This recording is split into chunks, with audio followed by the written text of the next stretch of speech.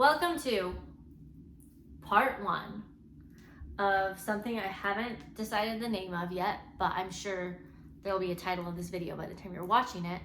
I just haven't decided what it is I'm going to talk about or what this whole thing is called. I just decided I wanted to do something.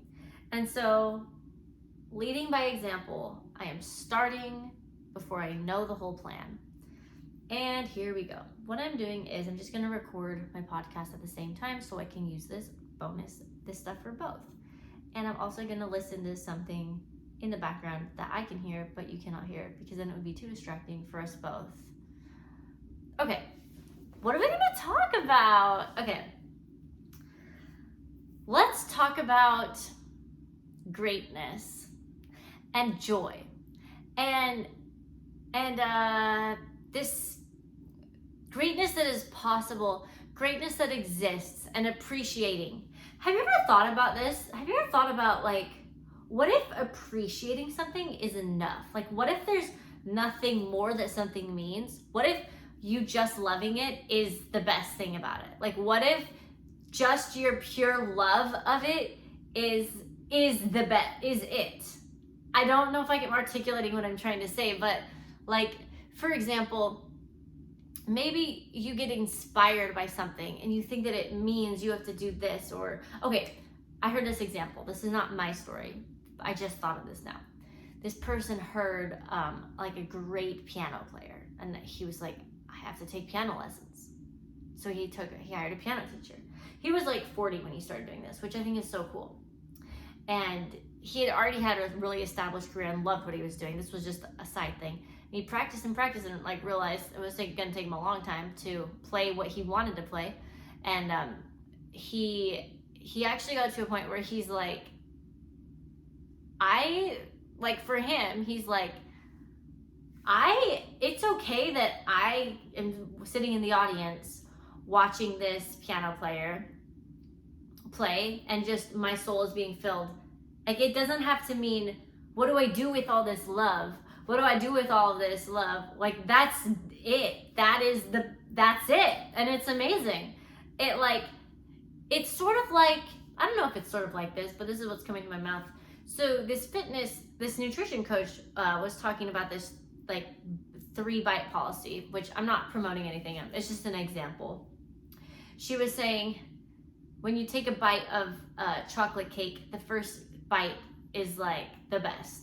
And so you obviously want another bite. Then you take another bite and it's good. And then you take another bite and it's still pretty good. And then it kind of starts to not be as good. But unconsciously what you're doing is you're wanting to experience what you experienced with bite one, but it ain't never going to happen, at least in that sitting. It will never be as good as bite one. And, like, that's actually, I don't know, it's kind of the same thing, not really, but like I said, I just pressed record and started talking, so for that, it's pretty good so far. So the love, and, like, every day is different. You're gonna feel a wave of emotions throughout all of the days. You're gonna feel different in an hour than you feel right now. And so the love, I think we can use it to remember, and I'm a firm believer in rolling with, like, your ideas that happen when you're feeling connected and inspired, but not necessarily from, like, a super hyper upped place. But I don't know if I actually think there's anything wrong with that.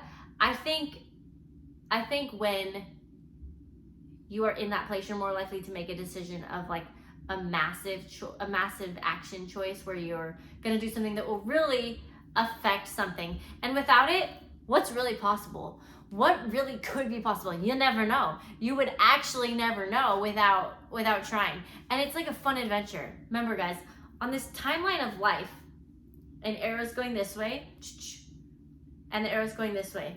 Infinity, your soul. In the middle of that line is a dot. That dot is our time on this earth. What can happen in this time on this earth? Who knows? Let's see. But we don't really know what's guaranteed in 5 years from now, in 10 years from now, 6 months from now. So, like, what do you want to do in the next 6 months? Like, what do you want to do in the next 5 years? What could be? Like, we never know. You know, shoot for the moon. Even if you miss, you'll land among the stars. That was a poster hanging up in my junior high hall, or maybe my Utah studies teacher I can't remember. I think it was in my 7th grade class. Anyway, super cheesy, but like, why not? The point is that there will never be known a possibility if you don't just wing it. Because really, people who are like, what you think is there, they don't feel like they're there. There's nobody who thinks they're there. So like, why even like, if you can let that go and be like, today, feel the love, and that's it. Like, that is actually the best part. Like, that little 3-year-old giving you a hug, like, that is as good as it gets. And I don't mean that in a negative way at all. I mean that in like, that's it. Like, you made it. That hug that 3-year-old gave you, that was like the best thing in the world. That was it. Wow, what a great moment. Appreciation in every moment can be heightened, can be elevated, because if you can't find the happiness in the little moments, then for sure anything you're chasing will not cut it. But if you develop this habit inside of you of everywhere you go, finding something to appreciate, then as you do continue to experience awesome experiences or travel or create your business or whatever, then those will be fulfilling, but that's because you're the type of person who appreciates things. It's not because of that. It's not because of the money, or it's not because of the place.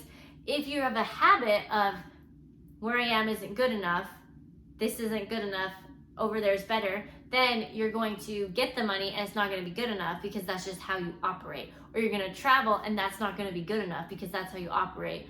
But if your crappy apartment, you find how freaking amazing it is, then when you go to a place that's maybe not as crappy, you're going to find what's amazing about it because that's what you do. So it's not ever about where you are. It's about finding the excitement. It's kind of like, if I go on a walk, I could be like insanely delighted by a little porch with string lights and a little chair and like maybe some cute flowers. And I will just be like almost in tears. I'll just be like, oh my gosh, it's so cute. I love it. Like, I just love it and I cannot handle how much I love it. And I love that, like, in my neighborhood. And I love New York City and I love Hawaii.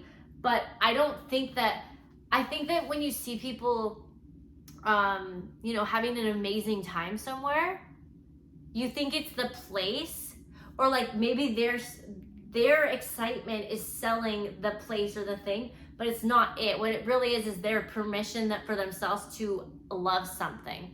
I mean, you've seen me eat coconut peanut butter. I give myself permission to show you how much I love it, because why would I lie? That just sounds like dumb. I love it, and I'm not gonna pretend. Like, if you think it's weird, then just don't watch me eating coconut peanut butter, or don't eat it yourself and just miss out on the joy. So this is good, you guys. The habit of appreciating in the moment, in the place, literally in the car, in your everyday, like everyday interactions. Say you work customer service.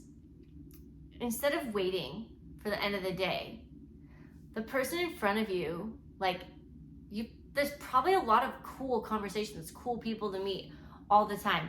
And that, I think, is the secret for what's the good word for it? Richer. Like a richer life, where literally every single day contains magic, because yes, you invite it and you appreciate it. Inviting the magic really is about opening a space for yourself to feel how wonderful life really is, and how beautiful this earth really is, and how cool people are, and how talented people are, and loving it all, and allowing that to be a part of your day. And then every single day will never be the same. Every single day can contain magic in the day, no matter what, because you decide you're the type of person who allows. You decide to appreciate, even if things look completely opposite of how you had planned it, and it's completely different than the 5-year plan you made for yourself 5 years ago. It doesn't matter, because you know what? You decided to appreciate something. And I always recommend listening to key changes. It's just never gonna steer you wrong. Everyone has access. If you have if you're watching this, then every single person has access to listening to a song with a key change, which is like an instant mood booster. Like instant. Just listen to Seize the Day. Just listen to like Civil War the musical. Just listen to American Pie. Just listen to God Bless the USA. Like listen to any song like that and your mood has to be elevated. Not your mood. Let me rephrase. Your heart's capacity to like feel a connection, because music is an amazing bridge in that way. So what to you feels like, oh my gosh, this world, like this is great, this is incredible, this is amazing, and turn towards that as a tool. Be like, you know what, I'm feeling like I'm getting in this zone, I feel like I'm scrolling TikTok, I'm gonna go listen to something, I'm gonna go serve somebody, I'm gonna go appreciate something, I'm gonna go write a gratitude list, I'm gonna go pray because I wanna feel more connection. Switch the channel. We switch the channel. Because greatness is always there. Okay guys, that's it for day 1 of, haven't decided what this is called yet still, but I will when you watch it. And then I'll see you next time. And thanks for tuning in on this series of Invite the Magic with Annie.